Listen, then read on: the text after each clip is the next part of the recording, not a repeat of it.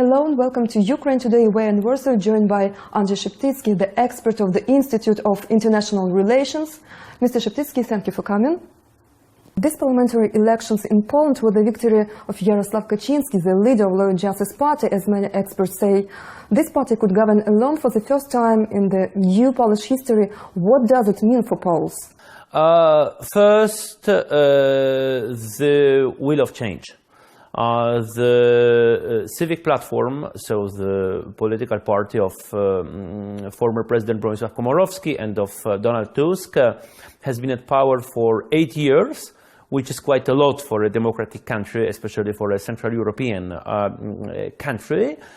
And we could clearly see that people got more and more dissatisfied with the current government, and that the government, the people at power themselves, were more and more tired of being at power. Second point, the social promises, the social program of Kaczynski Law and Justice Party. And third point, which is important for some people, but which is not for the population itself the most important, is the fact that it is the right-wing party. And the newcomers are less tempted, it seems to me, by the ideological aspects of his political program and more by social aspects and just this need of change. Many experts in media in Europe compare Kaczynski with Viktor Orban, expecting that religion could play a bigger role in the internal policy and some restriction on democratic institutes could come. What do you think about that? Orban was for some years and sort of idol for the Law and Justice Party. When he took the power in Hungary, when he started the reforms, when he didn't care completely about Brussels and, well, Western community in a larger sense. However, this has changed when Orban adopted a pro-Russian policy after 2014, Crimea, Donbass, and so on. And this is a little bit the answer to your question. Yes, Kaczynski may be tempted on the internal level by some quasi-Orban solutions, although I'm pretty sure on the external level, he will not follow Orban when it concerns Russia, at least. Maybe when it concerns a more Eurosceptical approach toward the EU, that's possible. Where this Euroscepticism could lead? Well, Kaczynski's vision of Europe, to put it very simple, is as follows. We want everything in EU to be like we want. So, first point, EU has to pay us money. Second, it has to implement our foreign policy goals concerning, for example, Russia and Ukraine.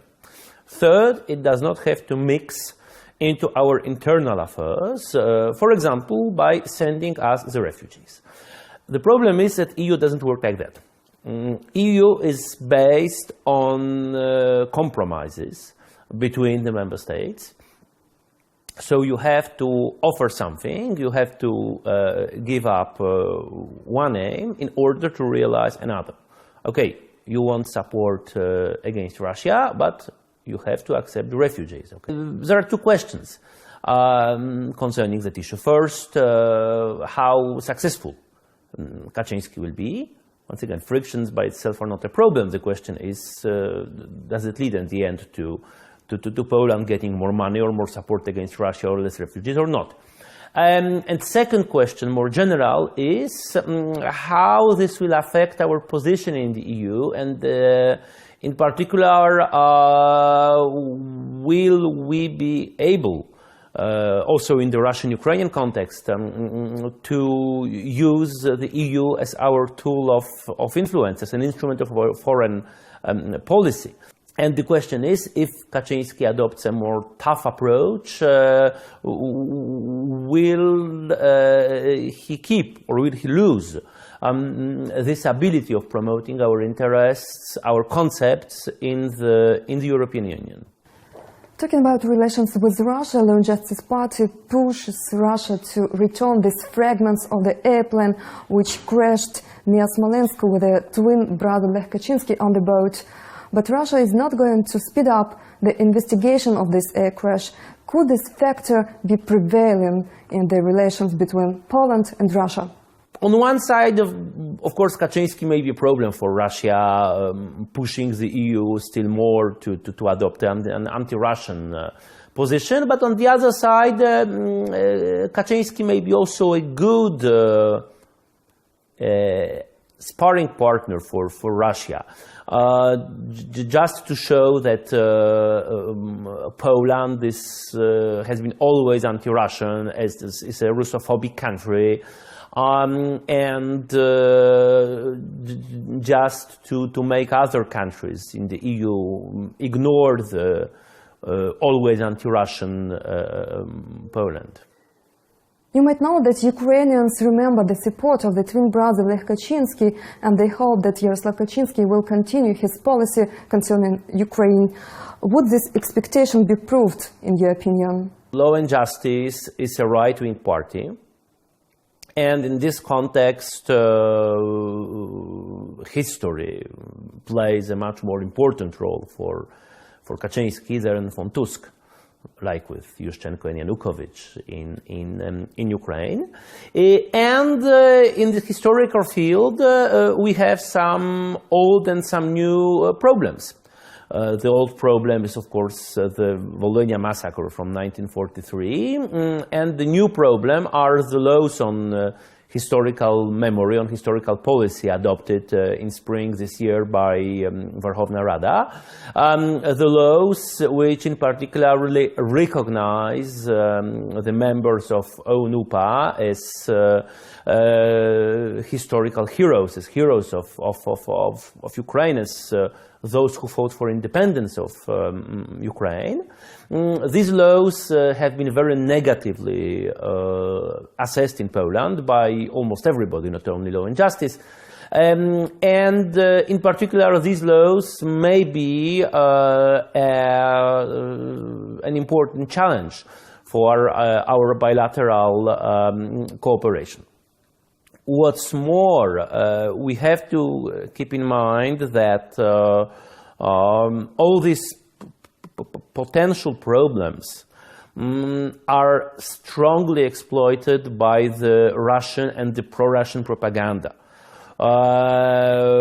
which tries to use the existing differences, but also which, in fact, produces purely fictional statements, stories, news to divide our countries, like with that news dating from, well, not so many days about President Duda, who was supposed to have mentioned that we want to take back our lands in, well, Western Ukraine or whatever he was supposed to say, which was a complete, complete nonsense, complete fiction.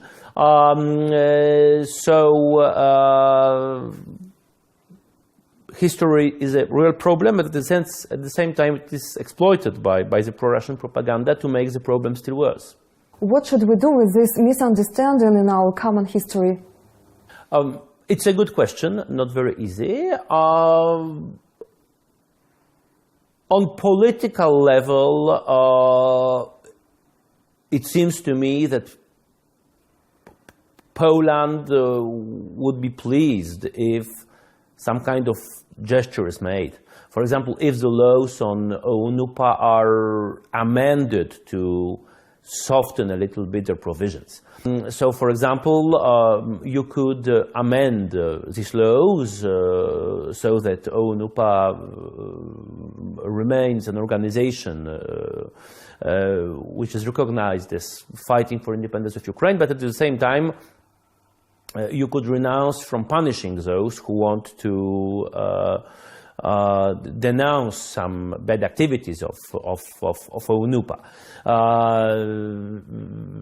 That way, Ukrainians would have their heroes, but still, we in Poland we would have the impression that these laws were partially improved. So this is the political level. But I think in a broader sense what we need is to explain to the Ukrainians why Poles keep on talking about history, Volhynia and UNUPA, which it seems to me sometimes hard to understand for the Ukrainian people, especially those who come from, well, Central or Eastern Ukraine. And at the same time, we have to explain to the Poles that when Ukrainians refer to UPA traditions or to red and black flag, they don't really refer to Volhynia massacres.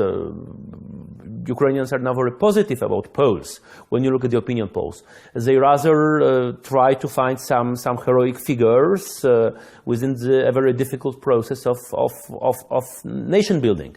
And that's a little bit what some people here in Poland and Ukraine try to do, so to explain to both peoples what is the real situation. Mr. Szeptycki, thank you for the interview. I'm Margarita Sitnik, together with Andrzej Szeptycki, the expert of the Institute of International Relations in Warsaw.